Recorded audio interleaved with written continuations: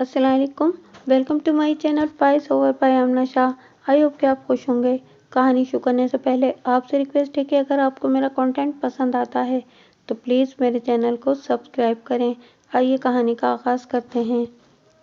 1970 के अवाइल में रूनुमा होने वाले इस वाक़ये के कुछ किरदार अभी ज़िंदा होंगे, लिहाजा इनके असली नाम और लाहौर शहर की मुतल्लिका मार्केट का नाम भी नहीं लिखूंगा। बाकी की वारदात आपकी पेश खिदमत है। नाहिद शहर की एक मसरूफ़ मार्केट में हौजरी के सामान के मारूफ ताजिर मिर्ज़ा अशरफ बेग की बीवी थी। इनके यहाँ 2 बेटे और 1 बेटी थी, जिनकी उम्रें 8, 6 और 4 साल थीं। ये खुशहाल घराना था। शहर के पोश इलाके में इनका ज़ाती आलीशान घर था। ये जवां साल जोड़ा मिसाली ज़िंदगी बसर कर रहा था। तीनों बच्चे कॉन्वेंट स्कूल में पढ़ते थे। एक सुबह हस्बे मामूल नाहिद ने बच्चों को नाश्ता कराया और इन्हें तैयार करके अपनी गाड़ी में स्कूल छोड़ आई। वापस आकर अपने और शौहर के लिए नाश्ता करने के लिए वो किचन में मसरूफ़ हो गई। 9:30 बजे दोनों मियाँ बीवी ने इकट्ठे बैठकर नाश्ता किया। 10:30 बजे वो अपने शौहर को दुकान पर जाते हुए अलविदा कहने गेट तक आई। फिर वापस लौटकर दोबारा किचन में मसरूफ़ हो गई ताकि बचा कुचा काम निपटा सके। इसी असना में ड्राइंग रूम में रखे टेलीफोन की घंटी बजने लगी। नाहिद ने अपना काम छोड़कर जल्दी जल्दी में जाकर फ़ोन उठाया। फ़ोन पर किसी मर्दाना अजनबी आवाज़ ने हेलो कहा। नाहिद ने पूछा कि आप कौन हैं और किससे बात करनी है? जी, मेरा नाम राना मज़हर इकबाल है और मैंने आपसे बात करनी है, जवाब में शख्स ने कहा। लेकिन मैं तो किसी ऐसे शख्स को नहीं जानती। नाहिद ने सॉरी रॉन्ग नंबर कहकर फ़ोन बंद कर दिया। टेलीफोन फिर बजने लगा। नाहिद ने दोबारा फ़ोन उठाया तो दूसरी तरफ से उस शख्स ने कहा, आप प्लीज़ फ़ोन ना बंद कीजिएगा, आप सिर्फ मेरी बात सुन लें। क्या कहना है आपको? नाहिद ने बेजारी से कहा। आपकी आवाज़ बहुत अच्छी है, इस शख्स ने कहा। यकीनन ये किसी इंतहाई खूबसूरत खातून की ही हो सकती है। तो आपका इससे मतलब? नाहिद ने सख्ती से कहा। मतलब ये कि मुझे खूबसूरत लोग अच्छे लगते हैं, इस शख्स ने कहा। नाहिद ने फ़ोन पटक दिया। फ़ोन फिर बजने लगा तो नाहिद ने रिसीवर नीचे रख दिया। कुछ वक्फे के बाद दोबारा रिसीवर ऊपर रखा, क्योंकि नाहिद को अपने शौहर के फ़ोन का बहुत इंतज़ार होता था। तो फिर घंटी बजी। फ़ोन उठाने पर फिर वही शख्स मुखातिब था। फला मार्केट में मेरी अपनी टेलरिंग शॉप है। मैं खुद भी एक अच्छा टेलर हूँ और दीगर कारीगर मेरी शॉप पर काम करते हैं। मज़हर ने बगैर रुके अपना तारुफ करवा डाला। मुझे इससे क्या सरोकार कि आप क्या हैं और क्या करते हैं? नाहिद ने कहा। बस यहाँ टेलीफोन मत कीजिएगा, खुदा हाफिज़। नाहिद ने साथ ही फ़ोन बंद कर दिया। फिर फ़ोन की घंटी बजी। नाहिद ने फ़ोन उठा लिया। इस मर्तबा इसके शौहर का फ़ोन था। नाहिद, तुम्हारा फ़ोन इंगेज था, शौहर ने पूछा। कहाँ गपशप हो रही थी? एक रॉन्ग नंबर फ़ोन आने लगा है, नाहिद ने कहा। कोई टेलर है, पीछे ही पड़ गया है, बार बार फ़ोन करता रहता है। इसका भी बंदोबस्त करते हैं, शौहर ने कहा। फिर थोड़ी देर मामूल की बातें हुईं और राब्ता ख़त्म होने के बाद नाहिद ने रिसीवर नीचे रख दिया। तब वक्त रात को उसका शौहर घर नहीं आ गया। फिर तो उसका फ़ोन नहीं आया था? उसने पूछा। मैंने रिसीवर नीचे रख दिया था, नाहिद ने जवाब दिया। इसलिए मैंने 2-1 बार फ़ोन करने की कोशिश की तो मसरूफ़ मिला। अगले रोज़ इसी वक्त फिर ये सिलसिला शुरू हो गया। मज़हर इकबाल का शायद ये मशग़ला था, जो एक नशे की सूरत इख्तियार कर चुका था और वो अपने इस काम में माहिर था। इधर नाहिद को पहली बार इस सूरत हाल का सामना करना पड़ रहा था। नाहिद इस कुमाश की औरत न थी कि बाहर दोस्तियाँ लगाती फिरे। उसने हद्दुल इम्कान कोशिश की कि ऐसा ना हो, लेकिन फिर या तो शख्स की महारत और चर्ब ज़बानी काम आई या फिर मुमकिन है नाहिद की शख्सियत का कोई गोशा तिश्रा काम रह गया हो। नाहिद टेलर मज़हर इकबाल के दामे फरेब में आ गई और वही रॉन्ग नंबर सही नंबर के खाने में फिट बैठने लगा। बात टेलीफोन से बाहर निकलकर मुलाकातों पर आ गई। शहर के पार्कों, रेस्टोरानों और होटलों में मुलाकातें होने लगीं और बसा औकात दिन के वक्त जब नाहिद का शौहर दुकान पर जा चुका होता और स्कूल छोड़ने जा चुके हो और बच्चे स्कूल जा चुके होते तो ये मुलाकातें नाहिद के घर में होने लगीं। और मज़े की बात ये कि नाहिद को भी इन मुलाकातों को अपने शौहर से छुपाने का फ़न आता गया और इसके बाद नाहिद का शौहर मिर्ज़ा अशरफ बेग इन रॉन्ग नंबर कॉलों के मुतालिक पूछता ही रह गया, लेकिन नाहिद का एक ही जवाब होता कि नहीं, अब कोई रॉन्ग नंबर कॉल नहीं आती। बेचारा मुतमईन हो जाता। दुकान पर मसरूफियत की बिना पर इसे दिन के वक्त घर का चक्कर लगाने की तो फुर्सत ना मिलती, अलबत्ता फ़ोन करने पर उसे नाहिद घर पर ना मिलती। तो पूछने पर वो बआसानी बाजार जाने या किसी सहेली के यहाँ किसी फंक्शन का बहाना घड़ लेती। दिन गुजरते गए और खुफिया मुलाकातें रंग लाती चली गईं। नाहिद और मजहर इकबाल के ताल्लुकात पुख्ता होते चले गए, जिनकी नाहिद ने अपने शौहर नामदार को हवा भी न लगने दी। आखिर वो दिन भी आ गया जब इन दोनों ने मिलकर ताजिर मिर्जा अशरफ बेग का कांटा दरमियान में से निकाल देने का प्रोग्राम बना लिया और इसके बाद आपस में शादी कर लेने की ठान ली। अब इनकी मुलाकातों में गुफ्तगू का बड़ा मौजू यही होता कि किस तरह मिर्जा अशरफ बेग का दरमियान में से पत्ता काटा जाए। आखिर इनके जहन में एक तरकीब आ ही गई और दोनों ने इस पर अमल करने के लिए इत्तेफाक कर लिया। फिर वो रात भी आ गई जब राना मजहर इकबाल नाहिद के शौहर के घर आने से पहले ही उसके कमरे में छुपकर बैठ गया। रात खाना खाने के बाद मिर्जा अशरफ बेग कुछ देर नाहिद और बच्चों के साथ खुशगप्पियों में मसरूफ रहे, हत्ता कि सोने के लिए वो आगे पीछे अपने कमरे में पहुंच गए। बच्चे अपने कमरे में स्कूल का होमवर्क करने के लिए जाग रहे थे। हस्बे प्रोग्राम नाहिद ने दुपट्टे को उसके शौहर के गले में डालकर उसे फांसी देनी थी। मिर्जा अशरफ बेग की मज़ाहमत को राना मजहर इकबाल ने उसके हाथ पकड़कर अपनी कुव्वत से रोकना था और गर्दन में दुपट्टा डालकर उसका फंदा बनाने का काम नाहिद ने अपने ज़िम्मे लिया था। दोनों मियाँ बीवी के बिस्तर पर पहुंचने के कुछ ही देर बाद कमरे में अचानक मजहर नमूदार हुआ और उसने छूटते ही अशरफ बेग के दोनों बाजू पकड़कर पीछे को जकड़ लिए और नाहिद ने जल्दी जल्दी अपना दुपट्टा शौहर की गर्दन में डालकर उसका फंदा बनाने की कोशिश कर डाली। मिर्जा अशरफ बेग जवान आदमी था। उसने हाथ पांव मारते हुए चिल्लाना शुरू कर दिया। बाप की ऊंची आवाज में चिल्लाने की आवाज सुनकर तीनों बच्चे जो अपने कमरे में जाग रहे थे वो इस कमरे पर आ पहुंचे, लेकिन दरवाजा अंदर से बंद था। बच्चे बाहर चीखने लगे। इसी असना में फंदे की फांसी और मजहर की कुव्वत के आगे मिर्जा अशरफ बेग की ताकत जवाब देने लगी। बाहर बच्चे जबरदस्त शोर मचा रहे थे। अंदेशा था कि इनकी आवाजें सुनकर कहीं मेलेदार इकट्ठे न हो जाएं। नाहिद ने मजहर से कहा कि इसे यूं ही जकड़े रखो, मैं जाकर बच्चों को अपने कमरे में बंद करके आती हूँ। उसने दरवाजा खोलते हुए बच्चों को सख्त डराया कि अंदर डाकू घुसे हुए हैं, तुम्हारे डैडी को मार रहे हैं, तुम तीनों भागकर अपने कमरे में छुप जाओ और अंदर से दरवाजे को कुंडी लगा दो, वरना वो तुम्हें भी मार डालेंगे। बच्चे मासूम थे, डर गए और भागते हुए अपने कमरे में जा घुसे और दरवाजे को अंदर से कुंडी लगाकर दुबक गए। नाहिद वापस मुड़ी।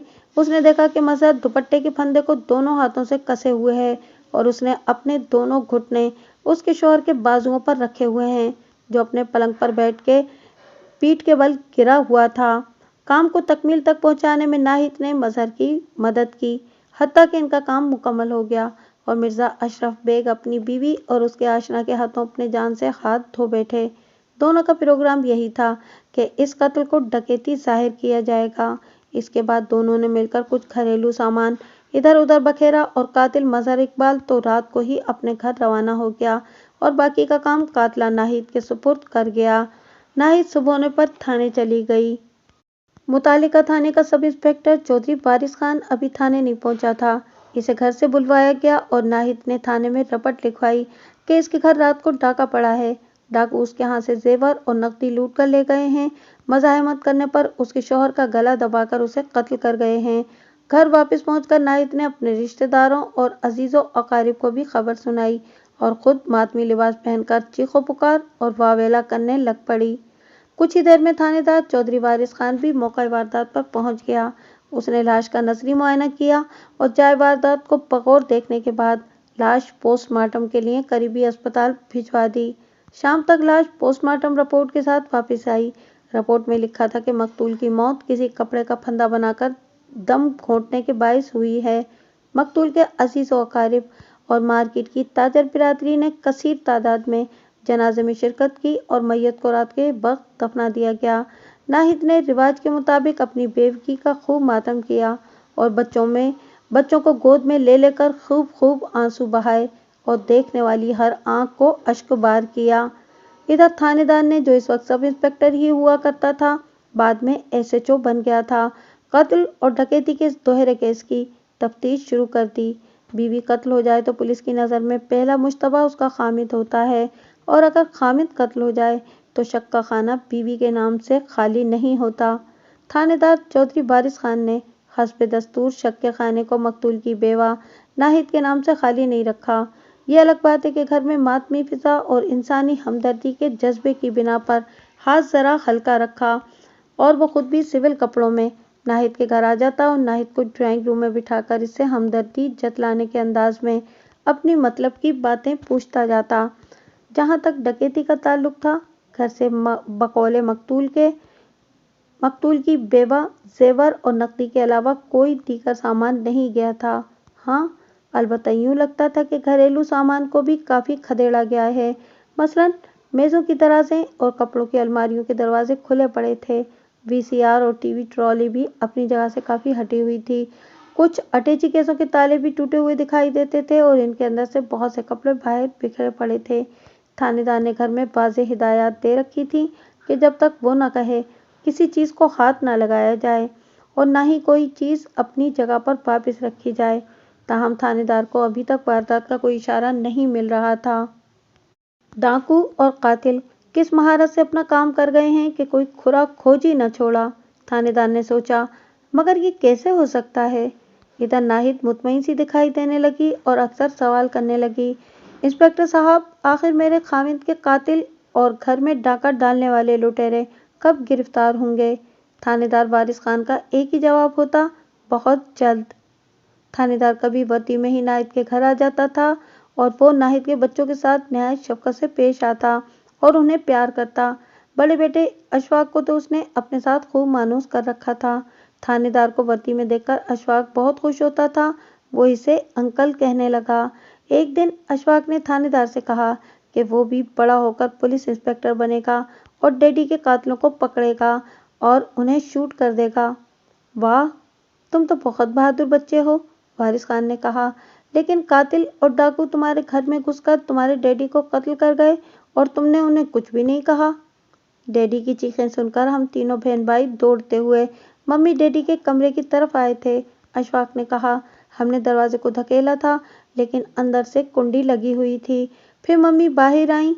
उन्होंने हमें कहा कि अंदर डाकू तुम्हारे डैडी को मार रहे हैं। तुम फौरन अपने कमरे में घुसकर अंदर से कुंडी लगा दो, वरना तुम्हें भी डाकू मार डालेंगे। थानेदार वारिस खान ने गहरी सांस ली और पास बैठी हुई नाहिद के हैरानी में डूबे हुए चेहरे पर अपनी नजरें गाड़ दी। लेकिन नाहिद बेगम, ये तो आपने बताया ही नहीं कि वारदात के वक्त कातिलों के साथ अपने मकतूल शौहर के साथ आप कमरे में बंद थी। लेकिन कमरा अंदर से कातिलों ने बंद किया था, नाहिद ने हकलाते हुए कहा। क्यों, क्या आपको शक है कि मैंने अपने शौहर को कत्ल किया है। नाहिद ने जवाब देने की बजाय उल्टा सवाल कर दिया। क्या ये मेरे सवाल का जवाब नहीं है, थानेदार ने कहा। अब नाहिद ने जवाब देने के बजाय रोना शुरू कर दिया। दूसरे कमरे में मकतूल और नाहिद के अजीज व अकारिब बैठे थे। नाहिद के बावाज़े बुलंद रोने धोने पर वो अंदर आ गए। इंस्पेक्टर साहब, आप क्यों इस बेचारी को खामखा परेशान कर रहे हैं। आपको ऐसा नहीं करना चाहिए था। इनमें से चंद एक ने तलखी भरे लहजे में थानेदार से बात की। मैं तो नाहिद बेगम को परेशान नहीं कर रहा, थानेदार ने इत्मीनान से कहा। ये खुद ही खामखा परेशान हो रही हैं। ताज़ा ताज़ा सदमा है, बात बे बात पर रो देती हैं। नाहिद थानेदार की ज़बानी ये बात सुनकर और जोर से रोने लग पड़ी। अंदर आने वाली चंद खवातीन, जिनमें नाहिद की 2 भाभियां और 2 बहनें शामिल थीं, नाहिद से गले लगकर रोने लगीं। थानेदार साहब, आपने तो हमारे घर को थाना बना लिया। हम यहाँ बच्ची की दिलजोई के लिए आए हुए हैं, उसका दुख बांटने आए बैठे हैं। आप इसके सदमे को फिर से ताज़ा ना करें, वरना हमारी बच्ची पर इसका खतरनाक असर पड़ेगा। खुदा न खास्ता इसका जहनी तवाज़ुन भी बिगड़ सकता है। ये अधेड़ उम्र मामू के अल्फाज थे जो थानेदार को हज़म करना पड़े। नाहिद से आपने जो पूछना है सबके सामने पूछें। हम भी तो जाने कि आप इससे क्या पूछना चाहते हैं। मामू साहब फिर गोया हुए। चलें, यूं ही सही, मैं बुजुर्गों की बात कैसे टाल सकता हूँ, थानेदार ने नाहिद को तेज नजरों से घूरते हुए कहा। रोते हुए नाहिद ने थानेदार की बात सुनकर चौंक कर थानेदार की जानिब देखा और अचानक चुप हो गई। आप सब लोग मुझे नाहिद से ये पूछने की इजाज़त दें कि वारदात के वक्त उन्होंने कातिलों और मकतूल के साथ मिलकर कमरे को अंदर से लॉक क्यों कर रखा था।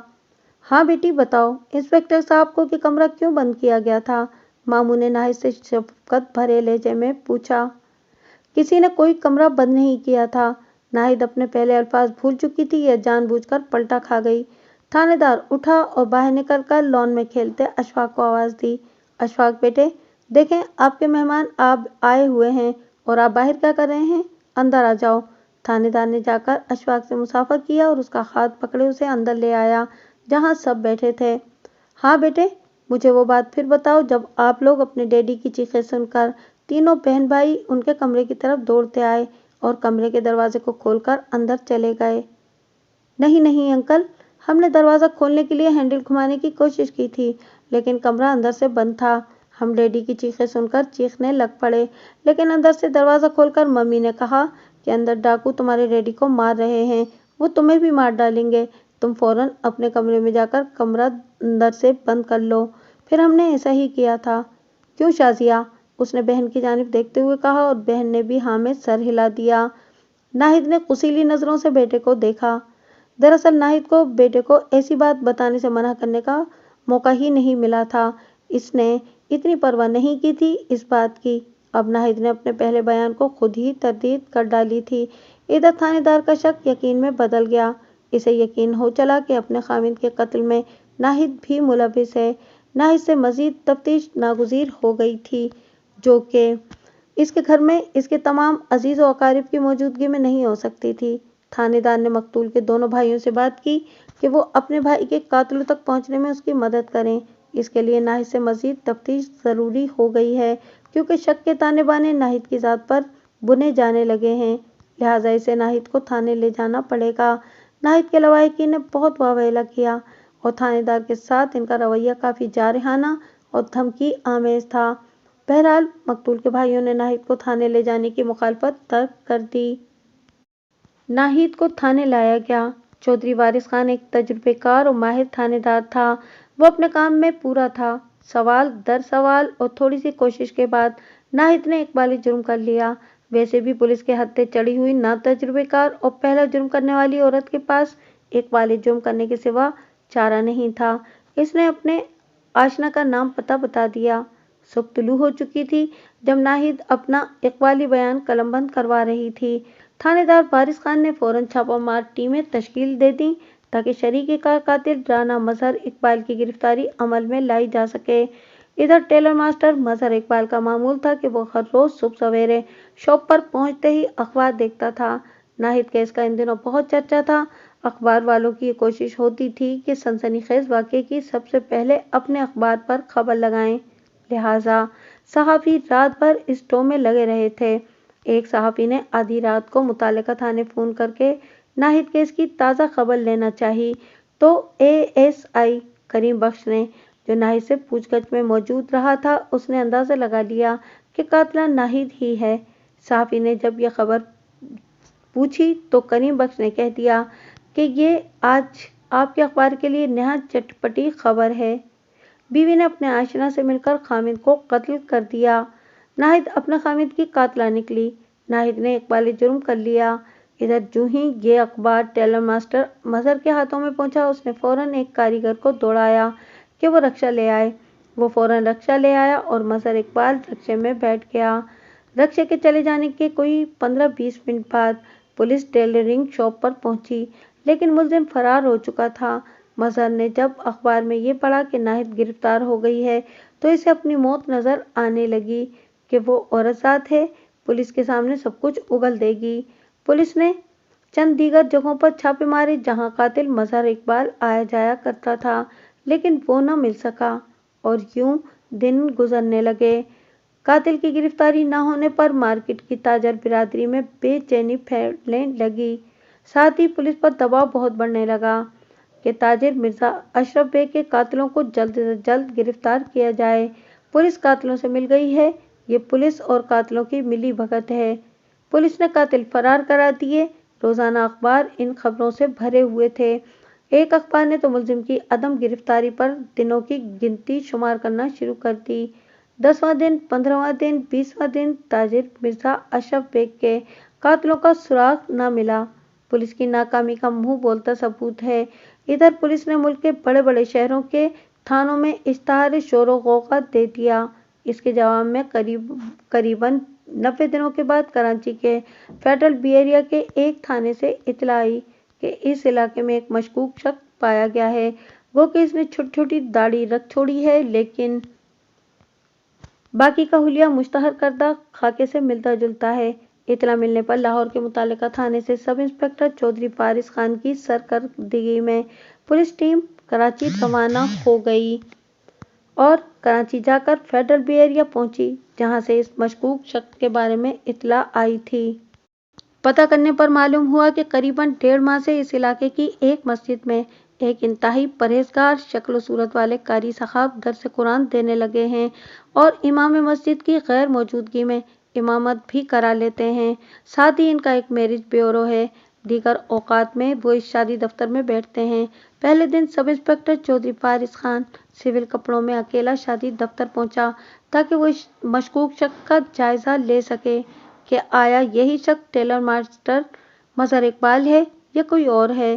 تھانے دار وارث خان نے شادی دفتر جا کر اس شخص کو بتایا کہ وہ ایک ملازم پیشہ آدمی ہے اور کسی محکمے کا نام لے کر کہا کہ وہاں کام کرتا ہے اور شادی کرنا چاہتا ہے، اس کے لیے کوئی اچھا سا رشتہ تلاش کر کے دیں۔ ایک دن چھوڑ کے سب انسپکٹر دوبارہ آفس چلا گیا۔ شادی دفتر والے صوفی صاحب نے بتایا کہ اس وقت کوئی مناسب رشتہ موجود نہیں ہے ان کے پاس، البتہ جو ہی کوئی موزوں رشتہ جو کہ آپ کے معیار پر پورا اترے ملا وہ انہیں اطلاع کرے گا۔ اس دوران انسپکٹر وارث خان نے گزشتہ 4-5 دنوں سے شادی دفتر والے صوفی صاحب کو اپنے تجربے کی آنکھ سے جانچنا شروع کر دیا۔ جب اسے پکا یقین ہو گیا کہ شادی دفتر والا شخص وہی ٹیلر ماسٹر ہے جسے پولیس ڈھونڈتی پھر رہی ہے، تو سب انسپکٹر نے اسے گرفتار کر لیا اور اسے گرفتار کر کے لاہور لایا گیا اور لاہور لا کر اس کے ہاتھوں میں ہتھکڑی اور پاؤں میں بیڑیاں پہنا دی گئیں، کیونکہ اس نے پولیس کی بہت بدنامی کرائی اور اسے بہت تنگ کیا تھا۔ لہٰذا اس نے پولیس کے ہتھے چڑھتے ہی اقبال جرم کر لیا اور پولیس کو دہائی دی کہ وہ شوگر کا مریض ہے اور انسولین لینے کا عادی ہے، جس کے نہ ملنے پر اس کی جان کو خطرہ لاحق ہو سکتا ہے۔ علاوہ ازیں پاؤں میں بیڑیاں ڈالے جانے کی وجہ سے اس کی ٹانگوں پر زخم آ گئے ہیں۔ اس نے پولیس سے یہ بھی التجا کی کہ اس کی بیڑیاں کھول دی جائیں اور اس کے زخموں کا علاج کیا جائے، لیکن پولیس والوں نے اس کی ایک نہ سنی اور اسے علاج مہیا نہ کیا۔ وہ یہی کہتے رہے کہ یہ مکر کر رہا ہے، اسے کسی قسم کی کوئی سہولت نہیں ملے گی۔ آخر ایک روز جب اس کی طبیعت زیادہ خراب ہو گئی تو اسے اسپتال پہنچایا گیا، لیکن تب تک اس کے علاج میں کافی دیر ہو چکی تھی اور اسپتال پہنچ کر ناہید کے ساتھ مرزا اشرف بیگ کے قتل میں ملوث ٹیلر ماسٹر رانا مظہر اقبال نے دم توڑ دیا۔ ادھر ناہید کو اپنے آشنا کے ساتھ مل کر خامد کے قتل کے جرم میں عمر قید کی سزا ہو گئی۔ ٹیلر ماسٹر رانا مظہر اقبال کی حراست کے دوران تھانے دار چودھری وارث خان نے اس سے پوچھا کہ کراچی میں تم نے جو شادی دفتر بنا رکھا تھا تو پولیس کے پہنچنے سے پہلے تم کتنے لوگوں کی شادیاں کرا چکے تھے؟